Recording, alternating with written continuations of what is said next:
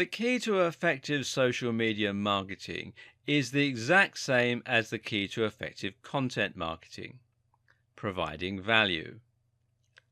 Unfortunately, this is something that a huge number of businesses have absolutely no idea how to do, and that results in some very poorly managed social media.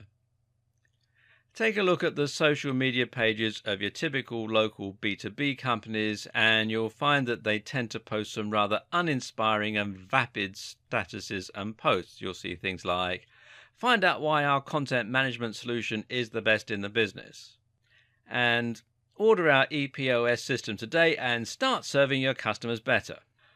Well, this is nothing but blatant self-promotion, and not even interesting self-promotion. Ask yourself, why would anyone be interested in following that? What are they gaining by reading your posts? One of the single most important questions to ask when looking at your social media or your content is, would you read it? If not, then you need to do something to make it more interesting. This means your social media now needs to provide some kind of purpose for the viewer. It should be interesting, it should be entertaining, and it should be useful, or it should be inspiring. Inspiring social media can work particularly well. Take a look at Instagram and you'll find lots of accounts filled with people wearing stunning clothes, posing to show off their rippling muscles, or even just showing off their wealthy lifestyle. Then there are the travel accounts with lots of pictures of beautiful mountain ranges and sunsets. Why do these work? Well, because people see those channels and feel inspired. They live vicariously through them and enjoy daydreaming about having a life like that. They know that if they follow that account, they'll be shown many more similarly inspiring posts, and they continue to live the dream. And guess what? When you then promote a piece of clothing or an ebook on how to get fit, they listen. Examples of popular Facebook pages are things like IFL Science, which posts links to articles with some really eye-catching titles and gets tons of likes and tons of shares as a result. The best Twitter accounts are ones run by personal brands that let fans feel as though they're really getting to know them, with insights into their daily routines, with jokes, or with insider tips.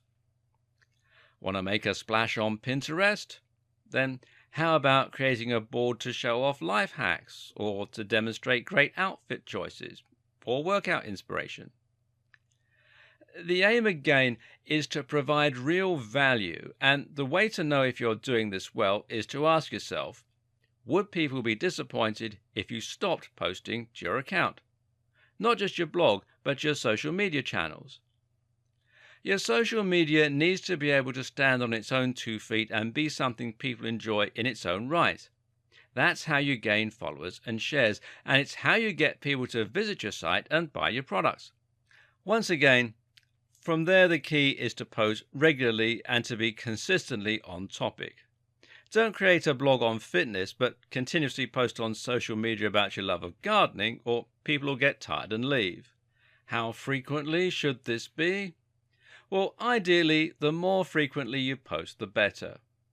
Several times a day is generally recommended, especially since the likes of Facebook will only show each post to a small percentage of your followers. Now let's look at some more tips for getting your social media right.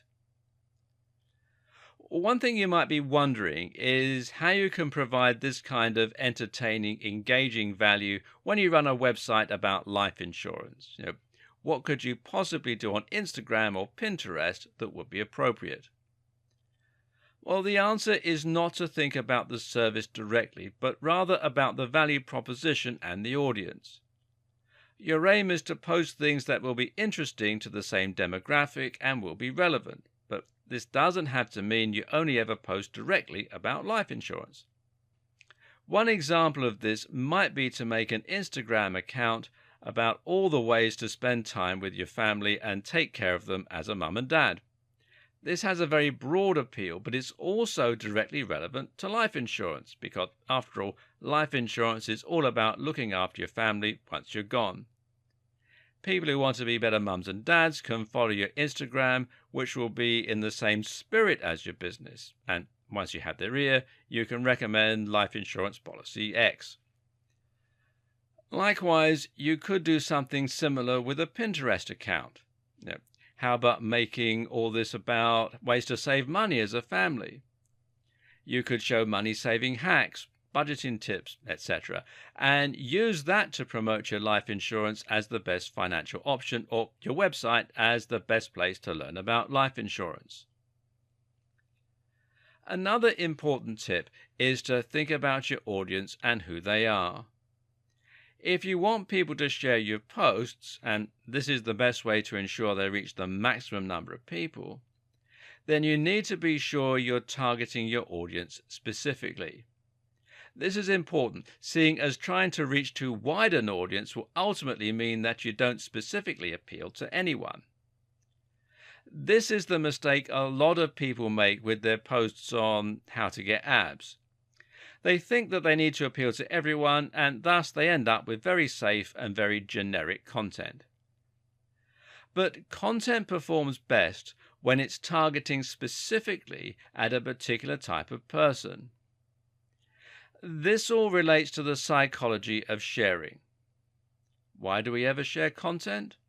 Well, there are two simple reasons: to express ourselves or to communicate. We communicate by sharing things that we think will appeal to someone we know. If you see a post on how working from home turns your brain to mush, then you're going to share that with your friend Bill, who works from home, as a cheeky joke, as a way to help them work from home better, or perhaps just a way to show that you're thinking of them. If you work from home yourself, then you might post it to express how you feel about working from home and to help others understand you better. But notice that in both scenarios, the post only works because it applies so specifically to people who work from home. While being very specific might appear to exclude potential customers, it makes it much easier for you to market to a particular type of person who is likely to buy from you. And to make this work, you need to spend some time profiling what that person is like. How old are they? What gender are they? What are their hobbies? What websites do they spend time on? You'll see why this is even more important shortly. Once you've decided how you're going to provide value through sharing your blog posts or by posting images, you'll then need to make sure you have a strong brand that will have some good visibility and tie your social media channels neatly to your website. It's important that when someone sees a post from you, they know it's from the same website that they saw the other day. So make sure you have a good logo and use that as your profile picture or your cover image on each account. Likewise, use the same name wherever possible. Another tip is to integrate your social media and your website as closely as possible. It'll take a while to build up momentum on your social media, but one thing that you can do to help that along is to add social media buttons to your website so that people can check out your Facebook page directly from your website. Ideally, you'll gain new followers each time someone goes to your website. That way, they'll be more likely to see your future posts and share them, bringing in yet more visitors who can subsequently become followers. Also important is simply to ask people to follow you on social media. This is particularly effective in videos, so if you have a YouTube channel, then don't be shy to simply ask the people watching to follow you on Twitter and give them some good reasons to do so. Similarly, at the end of a blog post, why not just ask your readers to share the post with their friends using the handy sharing buttons that you provide? It's also a good idea to integrate your various different posts to save time and to ensure that you fill each channel with as much content as possible. For example, you can make it so that you post all your tweets on your Facebook page, or that each new YouTube video is automatically shared on Twitter. Don't forget that social media is still primarily a communication tool. One of the best ways to ensure people are engaged with you is to actually talk with them and to do something as simple as just following people or liking their pictures.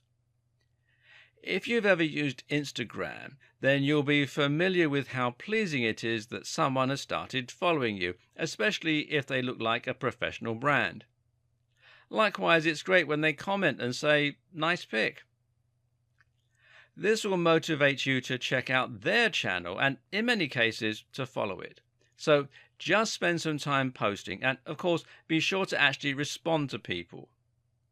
Running contests and surveying your audience can also be a very good way to increase engagement and to get a better idea of what your followers want to see from you. A good example of a contest is to award a follower with a free gift if you get over X number of likes. This can help you to build more shares and likes, as well as being a great way to thank your fans.